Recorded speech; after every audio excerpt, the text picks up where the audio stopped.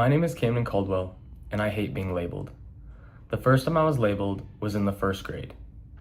My teachers said I was a daydreamer, forgetful, easily distracted, and fearful. I had trouble paying attention in class, and my articulation issues made it difficult to understand what I was saying.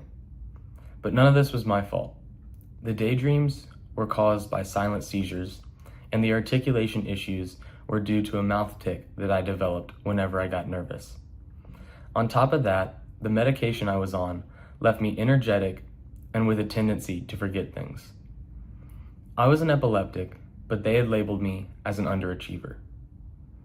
Because of my issues, I wasn't put into any of the advanced placement classes where the kids with futures went to get a head start on their education. Instead, I spent hours in speech class working on the R sound and trying to not make it sound like a W.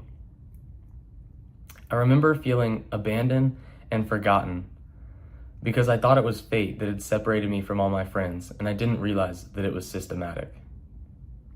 By the grace of God, I outgrew epilepsy in the beginning of 5th grade and began to make quick progress in math. However, it wasn't until the 7th grade that I made it into the advanced English program. It was through these times that I learned the value of hard work and trusting in consistency. But it isn't over there. By always trying to prove myself worthy of being a part of the advanced placement programs, by the time I reached high school, I had developed perfectionist tendencies.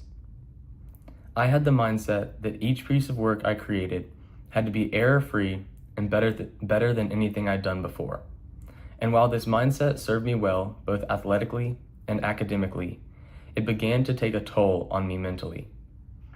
It wasn't until my senior year of high school, when I'd just been accepted into UNC Chapel Hill, something that no one thought was going to be possible 10 years before, that I realized this self-inflicted label had gone too far.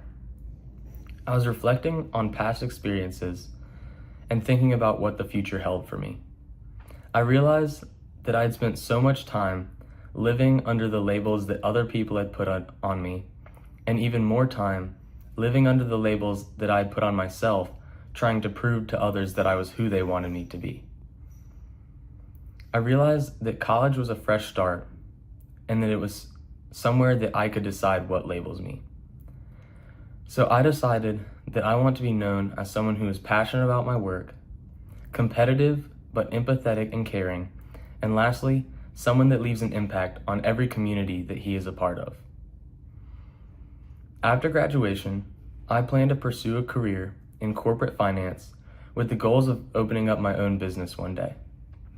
If this path doesn't work, I plan to pursue a career in wealth management with the eventual goal of earning my certifications and opening up my own advisory office to help others achieve their long-term financial goals.